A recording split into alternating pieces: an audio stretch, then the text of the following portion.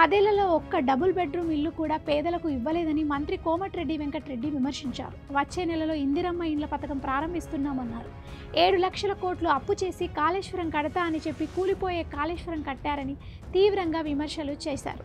వచ్చే 3 ఏళ్లలో ప్రతి ఊరికి బీడీ రోడ్, మండలం నుంచి జిల్లా కేంద్రానికి రహదారి విస్తరణ చేస్తామన్నారు. ప్రభుత్వం వచ్చిన 3వ రోజు నుంచే ప్రజాప్రభుత్వం పడిపోతుందని విమర్శిస్తున్నారని మండిపడ్డారు. సంక్రాంతికి ఎకరాకు 7,000 చొప్పున రైతు భరోసా వేస్తామని చెప్పారు. నిజామాబాద్ జిల్లా రామ్రెడ్డి గార్డెన్లో కాంగ్రెస్ కార్యకర్తల సమావేశంలో మంత్రి కోమటిరెడ్డి వెంకటరెడ్డి పాల్గొన్నారు. ఈ సమావేశంలో కేసీఆర్ దీక్ష గురించి మంత్రి వ్యాఖ్యానించారు. కేసీఆర్ది నకిలీ దీక్ష అంటూ వ్యాఖ్యలు చేశారు.